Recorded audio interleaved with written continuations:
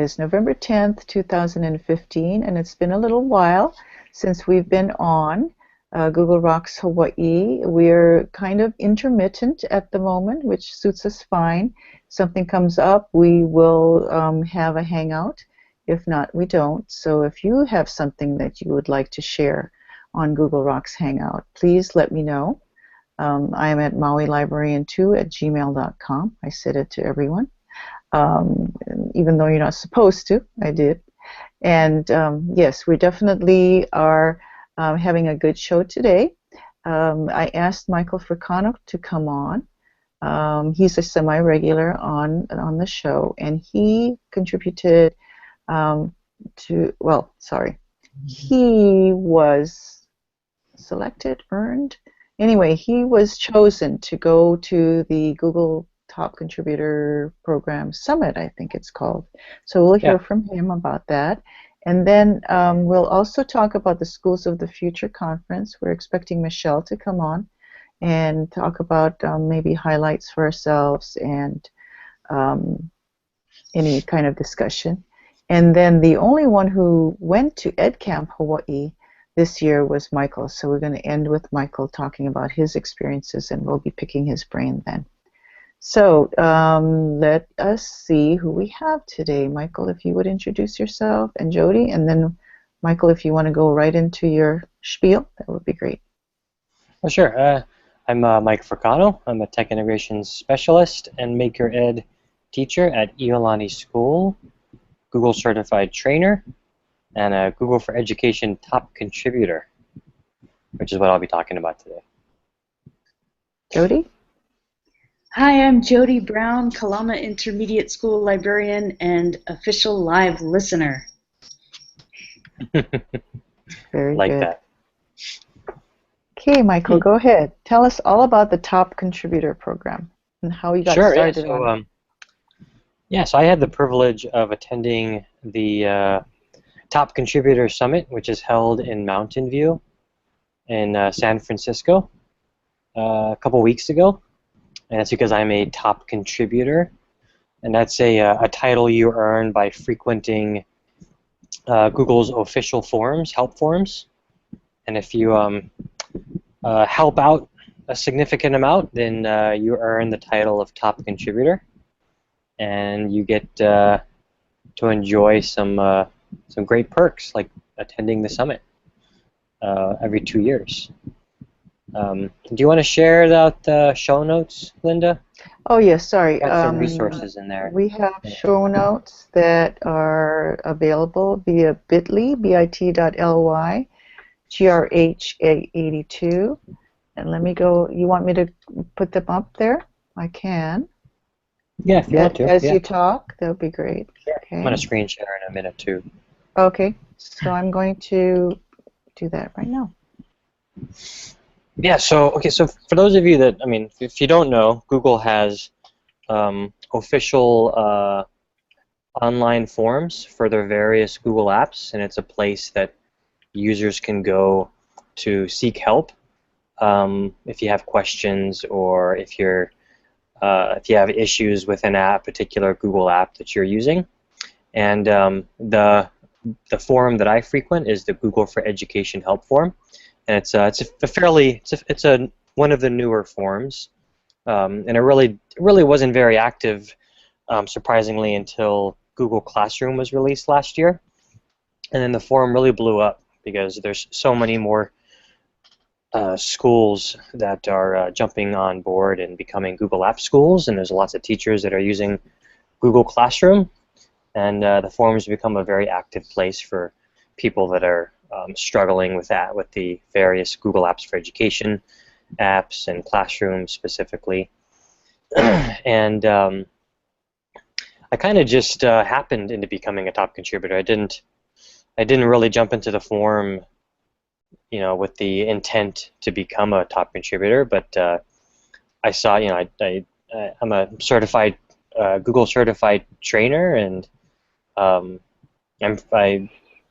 very active online in general, social media, and I love helping out. I'm very active in the Google Plus communities for Google Apps for Education and Google Classroom, and through the Google Classroom community, I found the Google for Education help forum, and I just noticed that there's lots of users out there that have lots of great questions and are running to lots of interesting issues, and I started helping out by answering those questions and walking people through solving their problems. And at some point, as you become more active, somebody on the other end, an official Googler, can promote you to what's called a rising star, and that's that's like the step before top contributor. And then at some point, as you become more active, you may gain the status of top contributor on the forum, which means you contribute quite frequently in that space. I'm going to screen share here. So this is the Google for Education help forum, and it's the official forum, right? So when you're in one of your Google apps or Classroom specifically, you may find this little question mark down in the corner, and when you click it, you have some options on how you can get help. So you can find out what's new by visiting the Classroom Updates blog. You can submit official feedback via form, or you can ask a question. And when you ask a question, that takes you straight to the Google for Education help forum. And that's where you can pose your questions and issues, and either a top contributor or an official Googler is there to respond and assist. And so this is the main place where Google for Education team tracks issues and releases information about fixes and updates and things like that. So if you weren't aware of this, this is a great place to go to bookmark. It's in the show notes if you guys are in there. There's a link to the official forum there. But you could always Google it, Google for Education help forum. And yeah, I mean, if you're having an issue, this might be the first place you should go, because it is considered the official forum for Google. And it's great being a top contributor, because being a top contributor allows me access to the Google for Education team specifically. So we as top contributors have direct connection to members of the team, and because we have to communicate to them the issues that we're seeing in the forums, and if we can't answer questions specifically because they're too complicated, then we have to send those issues on to the different members of the Google for Education team. So that's really nice. That's a nice perk of becoming a top contributor. We have those direct connections, and it's for the most part it's all volunteer based, right? So we do it out of a passion for helping and a passion for learning, and I'm not. There's our team is growing. There's if you're familiar, if you're on Google Plus or online, there's Fred Delventhal is a top contributor on the forum. He's also does he does a podcast on Google Apps for Education. I don't know if you guys are familiar with that podcast, but he's also a top contributor, and he's on there quite frequently. And we have other teachers like Susan Herder and Heather Breedlove, and it's a growing team. And we call ourselves the Google Classroom Experts team. And there is we have an official Google Plus page called the Google Classroom Experts. If you're in Google Plus, you may want to circle us.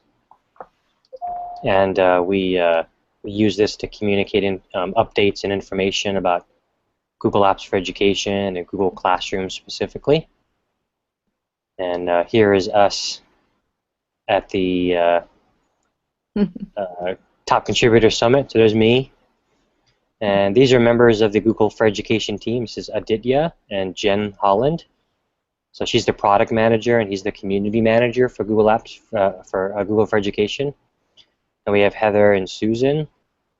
And this is Fred Delventhal. And I'm drawing a blank now. I feel really bad. Oh, and this is Ruben.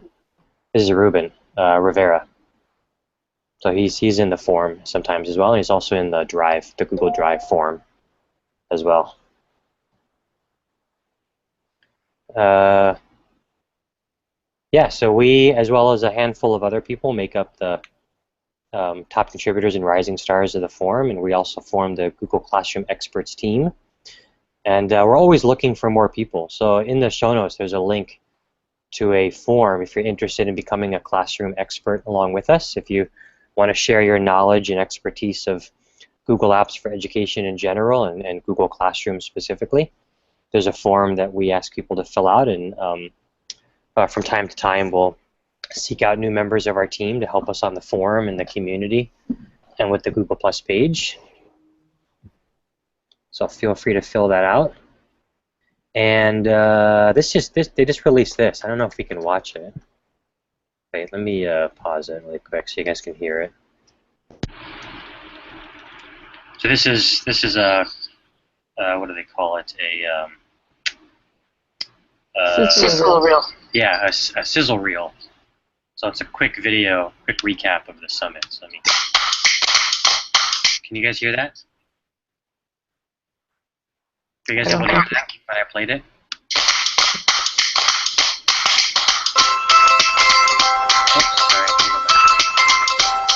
Coming to events like this and meeting everybody in person, people from all over the world, it just makes it all that much better. We're all just users. We know where the user is coming from. We're just trying to guide them on the right path. We're a team, and we like hanging out in real life as well as online. I've just become a DC. I've learned from these people a lot. I've never been outside Europe, and this is my first time in the United States, and straight away to San Francisco, so that was exciting. You know, coming to things like this, you're always kind of among the first few to see some of the new tech they're working on and make suggestions about it and play with it.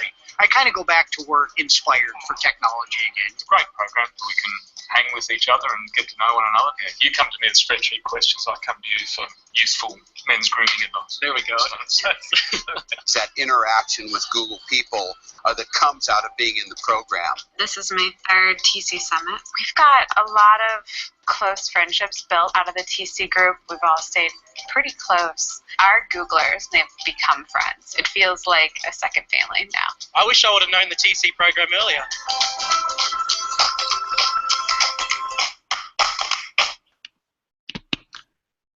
Cool. So that was just a quick video, kind of a recap. But so the Top Contributor Summit this year brought in, I think, about 530 top contributors from all over the world.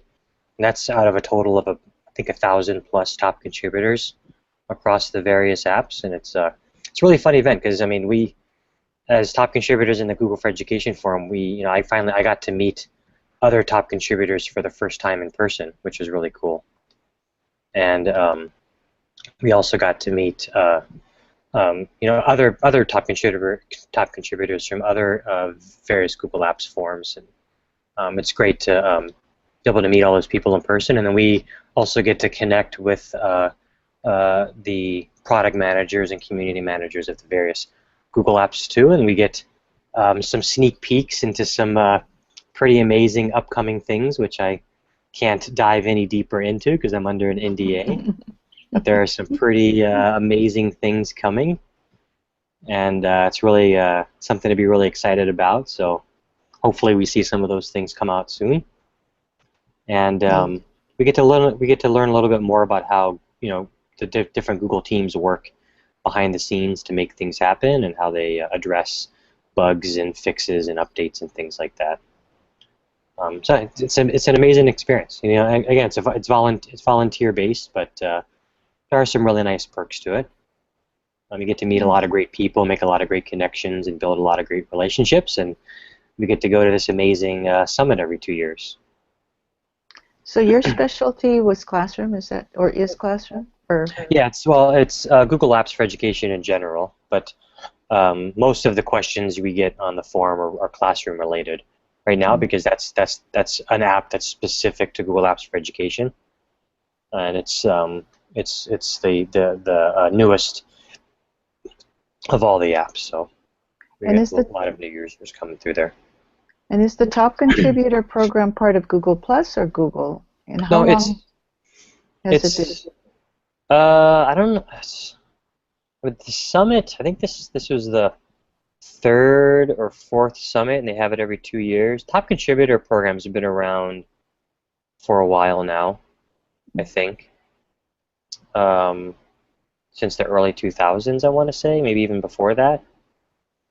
And it's not part of Google Plus. It's completely separate. It's its own program, and it specifically deals with the official forums for the different Google apps.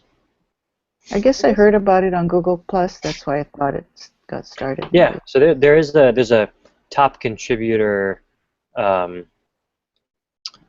Plus page, and they're always promoting and seeking out new top contributors. And because Google Plus is Google's social network, it just makes sense for them to push out information and seek people that way.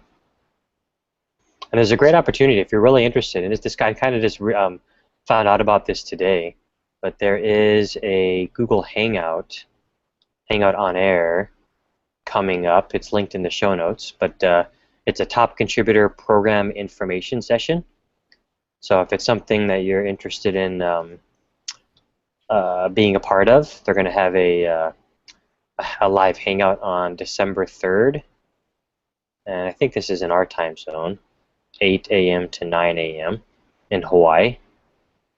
So if you're interested, this is a great opportunity. And if you can't make the actual time, of course it's recorded, so you can always watch it later. Mm-hmm. So that was just announced today, and it's available for anybody to watch and participate if you want to help out. And then, as I mentioned, fill out that Classroom Experts form if you want to become part of our team. We're always seeking out educators that are willing to share and be a part of a great community. Neat. Now I know you can't divulge what happened in the sessions, but tell us about the Google experience. Oh man, yeah. So it was it's about a 2-day summit. The first day we all converged on a pier in San Francisco at a giant warehouse, and as you saw in the video, it was a big open space, and various teams like product managers from YouTube and the Google X project and Chromecast and all of them came up and talked a little bit about their individual projects. And the second day, they bussed us over to Google headquarters, to the Googleplex, to meet with our individual Google Apps teams. So I and my fellow Google Apps for Education TCs sat in with the Google Drive team, and we got to hear from the product managers for Google Forms and Google Drive and Docs and all those great apps that we use on a daily basis. And we got to ask questions and learn about the products. And as I mentioned earlier, we got to see some cool new features that are hopefully soon to be released. What about the food? Oh, the food was great. So day one at the pier, they treated us to a food truck rally. So that was cool. So they brought in a bunch of some popular San Francisco food trucks, and we got our pick of the rally and enjoyed some good food. Day two at Google wasn't really it was just sandwiches and snacks. And then at the end of the day, they had like a closing ceremony party. So we got to gather on their sports lawn and enjoy some great food. And Google has its own a cappella group, so they sang some songs, and they had a bunch of games out there for us to play, and just a very relaxing time to connect. Neat. It's fun. Very cool. So you're going to continue with it then? Yeah, definitely. Yeah. Nice. Well, I know you definitely are active with helping people, so I'm not surprised that you're a top contributor. Neat. Thanks. Okay. Joe, do you have any questions about top contributor before we go on to Schools of the Future? No, but it looks really cool, and it looks like something you could do, Linda. Yeah. Yeah, in my spare time. I mean, it's not too bad. I mean, if you frequent the board and you can help, 2 or 3 questions a day, it can be pretty easy to manage. And we get questions almost every hour. It's a pretty active board now. Yeah, I could probably do that during a summer, but that's not something that is my cup of tea. I like to go in and out. Yeah. Yeah. Although sometimes I get, these little things where I don't know how to explain it. I go in one direction very hard, and then I stop, and then go into another direction very hard. Yeah, that's what's cool about being a librarian. You can do that. Yeah. Everybody expects you to do that. Flit. That's the word, flit. Okay, great. Let's talk about schools of the future.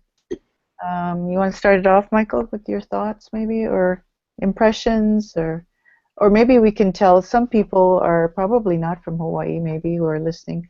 Maybe are watching, and we can, if you would like to tell them a little bit about what it is. Schools of the Future? Yeah. Yeah, so it's Hawaii's annual education conference that's organized in partnership between the Hawaii Association for Independent Schools and the Department of Education and the Hawaii Society for Technology and Education, as well as a couple other partners. I'm trying to pull up the website. Don't leave anybody out. But I don't know, how many years has Schools of the Future been around? I want to say 7 or 8. 7? Yeah, I think so.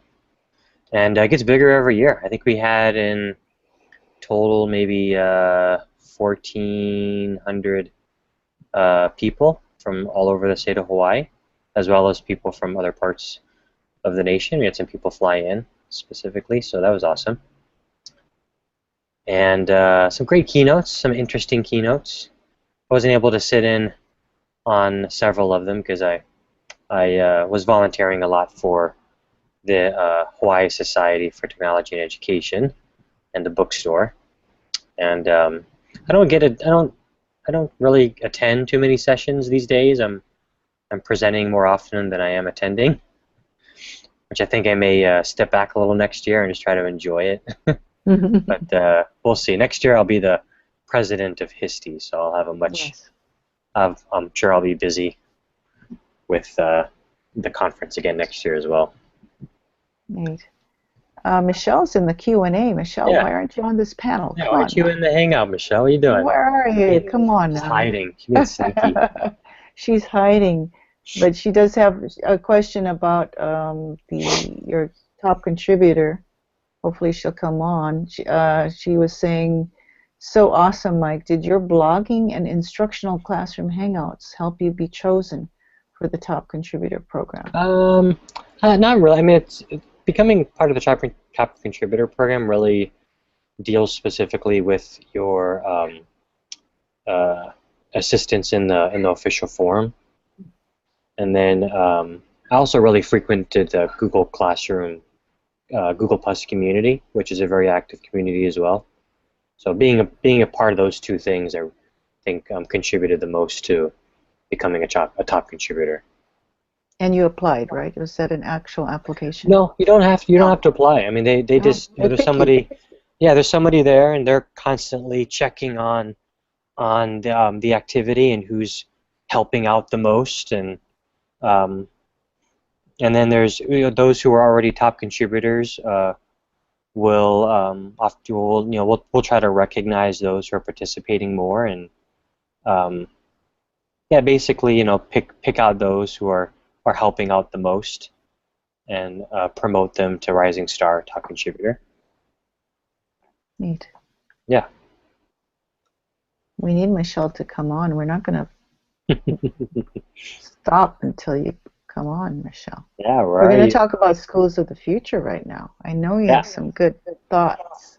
And I want I didn't get to sit in on all the keynotes, but I did get to sit in on Chris Lehman's keynote, and that was a really intriguing keynote. He had a lot of really good one-liners, a lot of interesting things to say. I found it kind of interesting because he kind of did a lot of standardized test bashing, even after the Catherine Matioshi got up there to address public teachers. But we all know.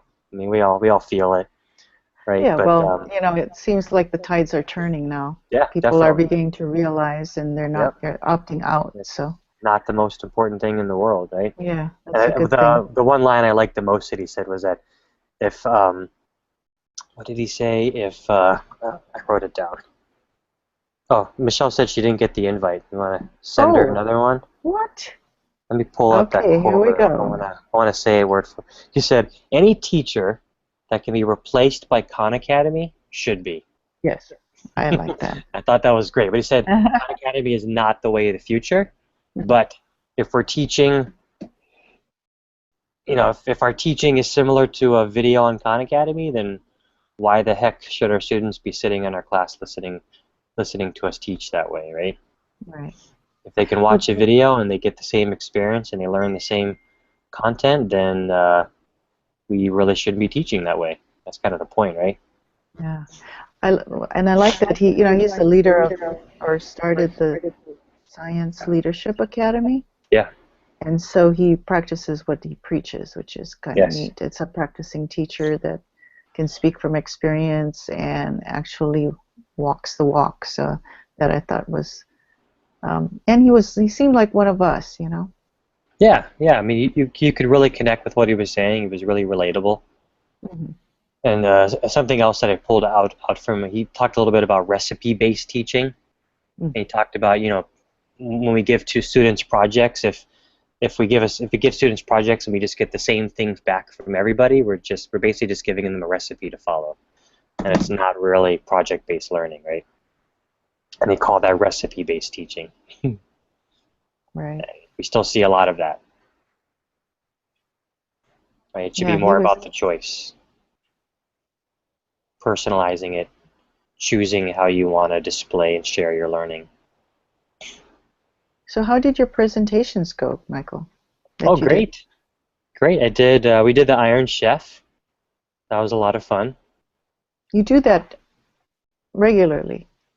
Yeah? Yeah. That's neat. Yeah, we did we did it forward. last year. So Megan Cummings submitted for last year. And she puts everything together, and it's a really great experience that she creates for educators. It's something that we learned about at the 2013 ISTE conference, and we thought it'd be a great idea to bring it to Hawaii. So we've done we did one at the GAF Summit this past year, and last year Schools of the Future, and then we had it again this year. Neat. Welcome, Michelle. Hey, I'm Michelle. sorry. I'm sure I invited you. I'm sure you did. I just didn't get the alert before. Hi, Jody. Hi. You look great. Thanks. I heard you folks talking about Chris Lehman's keynote, and one of the slides, or what he said too, that I really liked was two things. One was that we need to remember it's about the user, and we might need to unlearn some things that I can't remember that phrasing. Do you remember that one? We have to unlearn what's comfortable for us, or remember that it's the learner, and not us. And then I also liked how we need to have kind of that playful kindergarten mentality.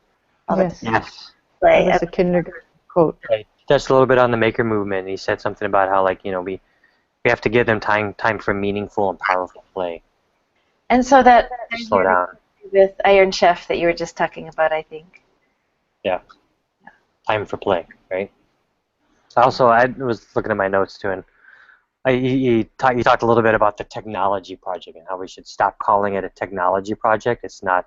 Tech is just the tool. And then what I really liked what he said was, when was the last time you took kids to the pencil lab? You don't take kids to shouldn't be called a technology lab. You're not doing a technology project, right? It's not a pencil project. So he had some really good points. He made some really good points. You did. How did your presentations go, Michelle? Oh yeah, they went well. Yeah, and I did one on becoming a maker and makerspace, and how that's really a frame of mind. But what we talked about our makerspace and how it's growing and changing, and then for the participants, we gave them materials to make a Scribblebot. And I think, Mike, I don't know if you did that with the Tinkering Studio. Did you do that in the summers? Yep. That was really fun. Yeah, we had a good time with that. Mm-hmm. Well, how about you, Lindsay? Linda? Yeah, I was just going to say, that's fine. You know what? Everybody, it happens all the time. And most people don't realize they do it. I just, oh, that's fine. Yes, I did one on social media in the classroom. And so I did a lot of things that I thought people could use on Monday. There were some long-term ones as well as some short lessons that could be done. So I actually went over, I collected and collected and collected. It was basically a curation. And I did all the wrong things. I apologized right off the bat. I said, this is full of text. The text was all links so that they could click on the links. But I wanted to make sure that they got a good sense of what's out there as far as what I curated. I also showed some videos, inspirational of how, inspiring ones of how why teachers should be in the midst of the fray of social media, and how we shouldn't be calling it social media anymore. We should be calling it social learning, which is what it's all about, and the lines are blurring.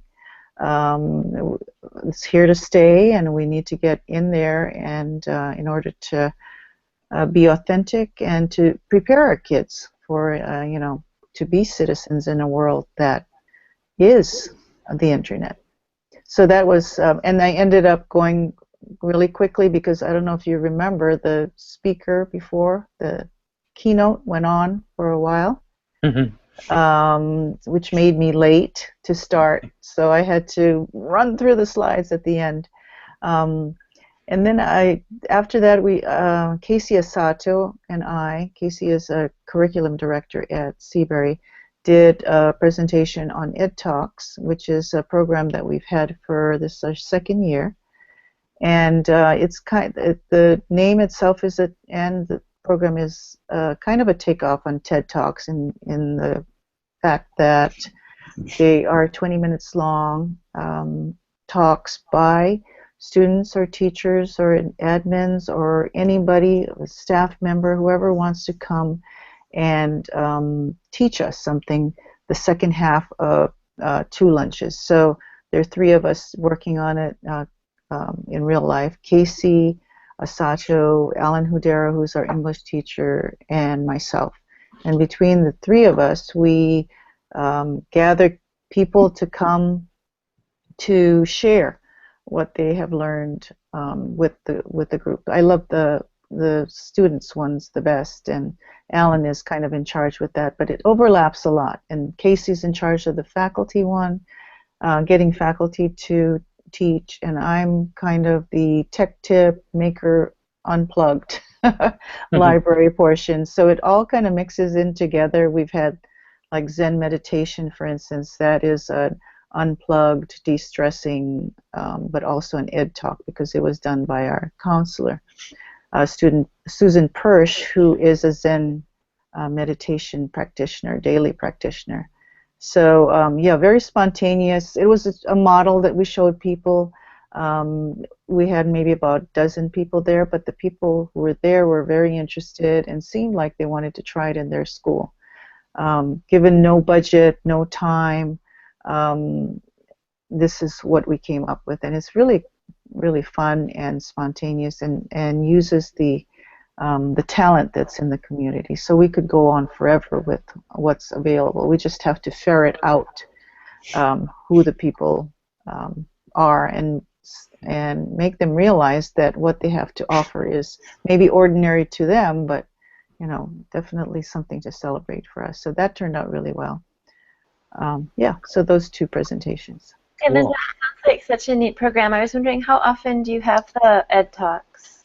Well, that's the thing. Our goal last year was to have one kind, like a tech tip, a faculty, a student, and I was just starting the maker thing, but one of each per month.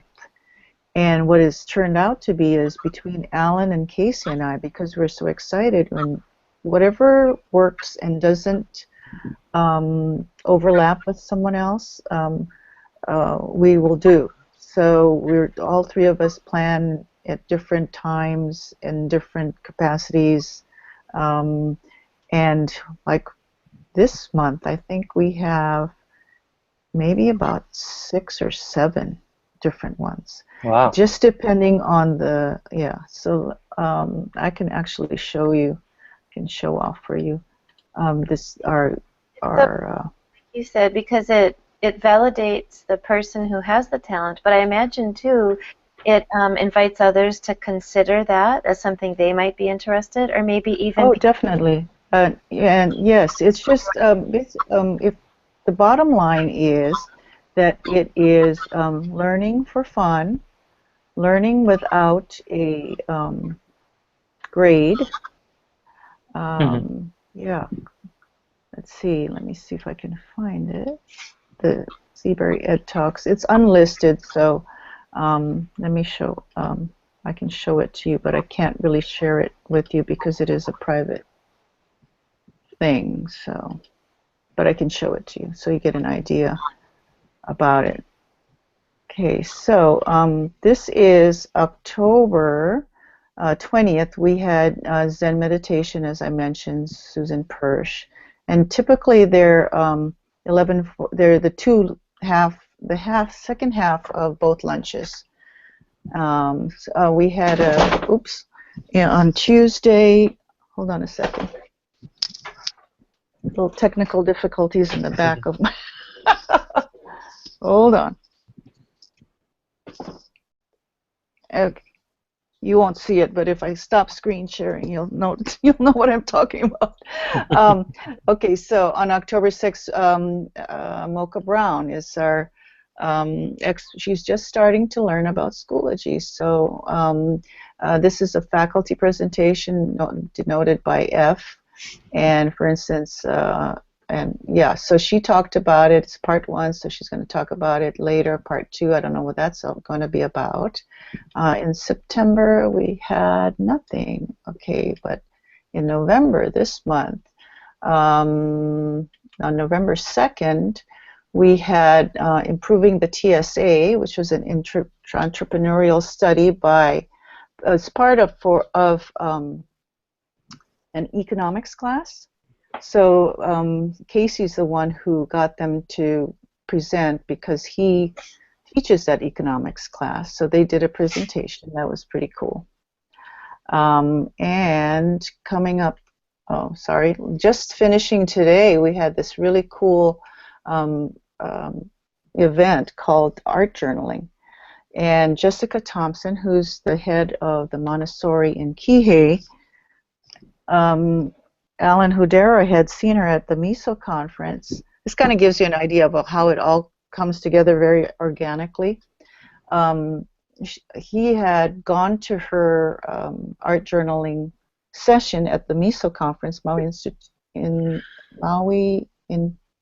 Independent School Organization conference in September, and said, "Why don't you come to Seabury?" So she did, and she was able to come 2 days.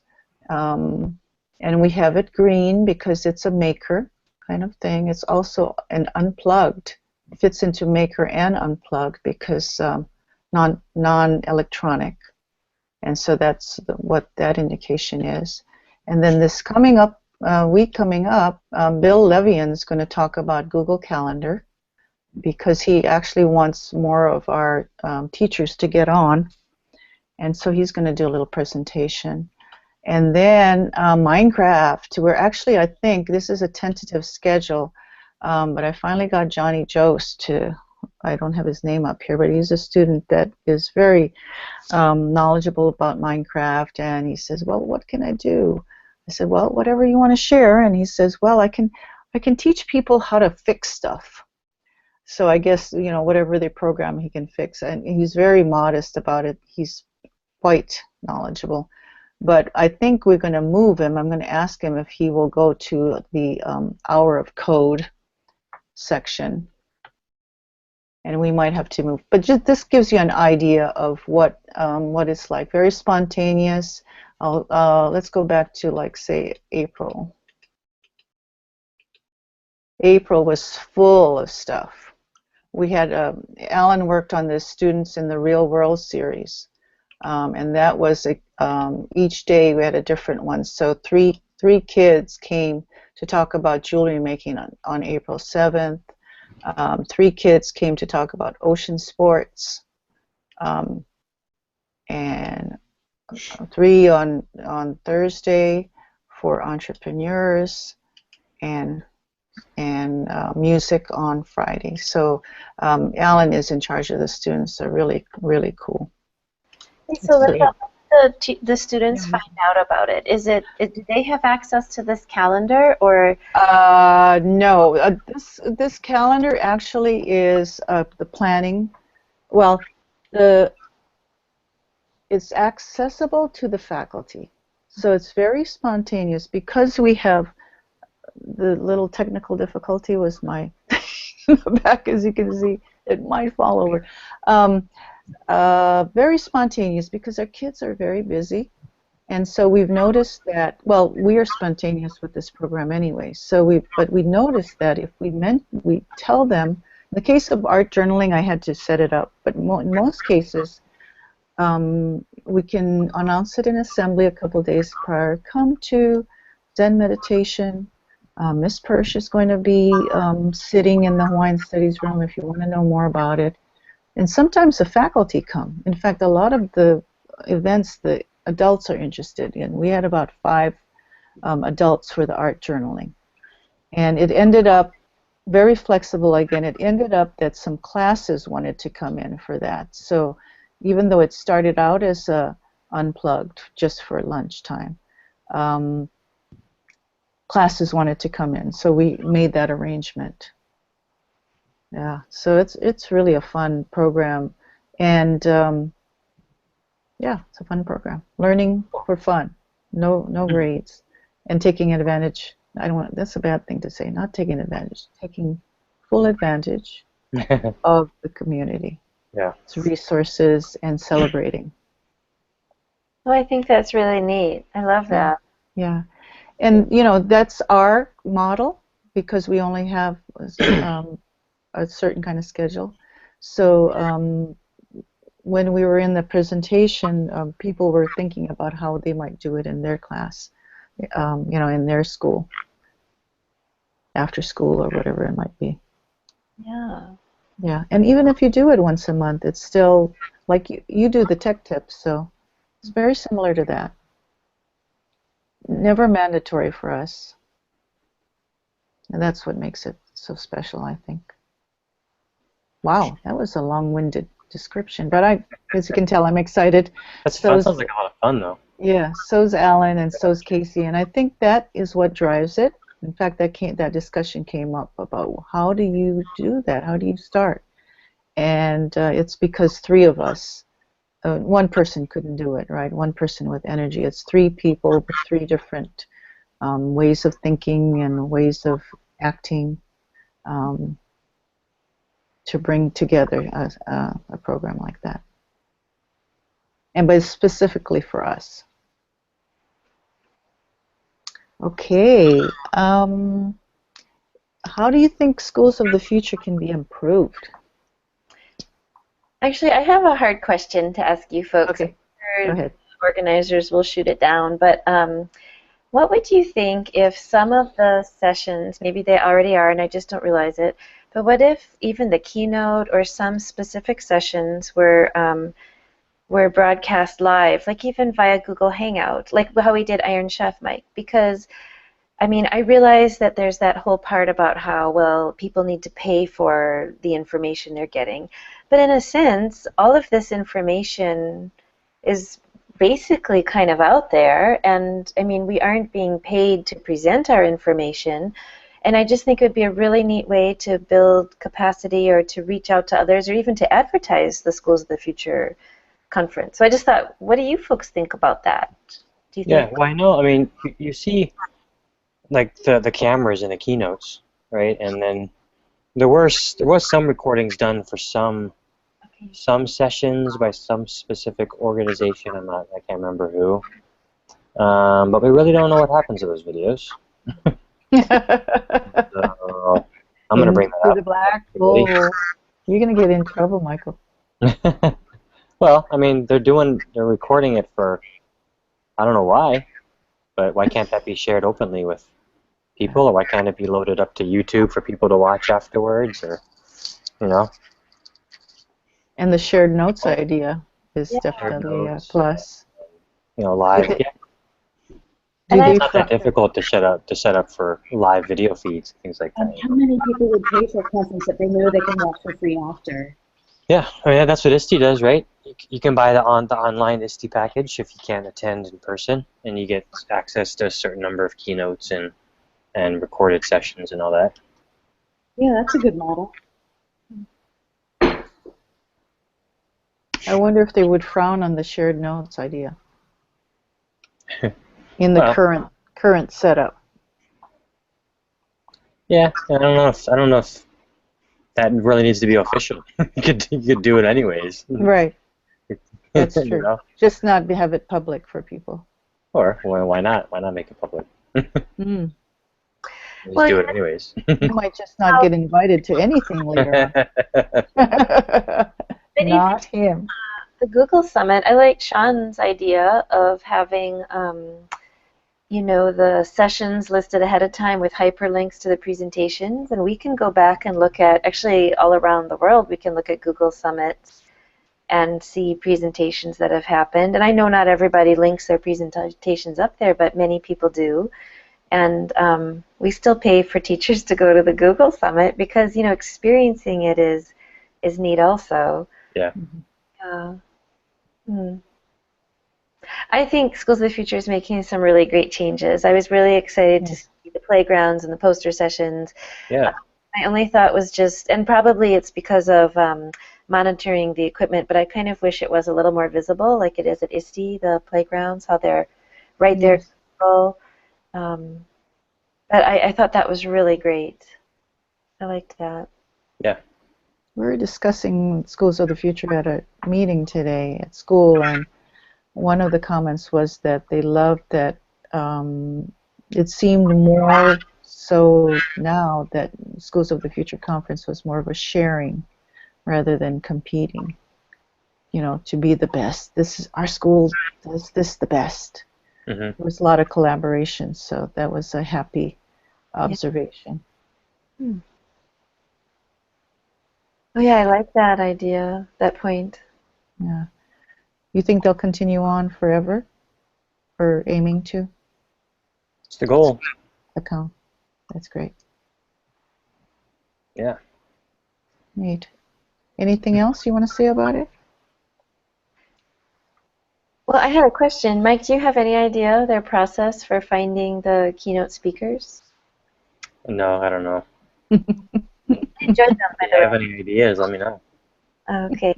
Kamehameha always has the best, you know, they're kind of hard to beat. Yeah. They do. Yeah, they have really, I love their It's like you come away, okay, keynote, I'm done. I got what I needed at this conference before it even started. Yeah. They are experts at it. Yeah. Okay. Ed Camp Hawaii. Michael's the only qualified speaker. It's a great event. Yeah, it was exciting. It was a Puno school this year, and it seemed like we asked the question in the beginning of how many had been to Ed Camp before, and only a third of them raised their hand. So it was exciting to see that 2/3 of them had never participated in an Ed Camp style event like that before. So it's definitely growing. And I didn't get to participate in any sessions just because we were running around on handling the behind the scenes stuff. But I did participate in one, and I'm pretty sure because I've never heard of it done before. But I think it was the first of its kind where we had a live hangout with another Ed Camp that was going on at the same time in North Orange County, and so we did a collaborative Ed Camp session on robotics and coding. That's great. Another Ed Camp. So that was a lot of fun. It was really it was a really cool experience. It really enhanced the experience because we got to talk with people in another part of the world at the same time. So it was a lot of fun, and surprisingly on Saturday there were, I think, between 11 and 15 ed camps going on that day. Wow. So that I think I saw that on Twitter. Yeah, it just shows like how popular ed camps are becoming. Right. And so next year my goal is to get even more ed camps involved if we have that many happening on the same day. It'd be fun to do to collaborate among multiple ed camps like that. Definitely. That's really cool. Yeah. Yeah. And it was held at Punahou. Yeah, it was held at Punahou this year. Yeah. The official hashtag, it's EdCampHI. Yeah, EdCamp High. Yeah. Huh. Neat. Well, Yeah. maybe next year I'll be able to come. If it's Thursday, Friday, Saturday, right? You're I hope anticipating. so. Yep, so it's official. So Schools of the Future will be October 20th through 21st. 20th, 21st, that's a Thursday, Friday. In October this time, so it'll be a little earlier. I think that's before most public schools have their parent-teacher conferences. Mm. So I know right around the time, beginning of November, a lot of schools are having their conferences, and it's a busy time. But we're going to aim for a little earlier next year. And if we can play our cards right and everything, the stars line up, we'll try to have Ed Camp on that following Saturday, so 22nd. That'd be great. That'd be great. Yeah, so we can get back to our normal schedule. Have a great list of events happening all week. Neat. Change of subject. Any of you going to be participating in Hour of Code this year? Yep. So we're actually having a meeting at Iolani on Thursday to continue the planning. We're not really sure what we're doing yet. We had some ideas, but then we're taking a step back and really thinking about why we're doing this. Mm. You see a lot, it's great. It's a great experience. A lot of great resources out there. It's fun to do. We have a lot of teachers asking us why. Why do I need to take time out of my already busy schedule to have my kids play some coding games online? And I think some of us understand that, but understand the why, but I don't know. So we're going to take a step back and really think about for our school, what the purpose of Hour of Code will be, and what the long-term sustainability of that might look like. So it's not just kind of a one-off thing.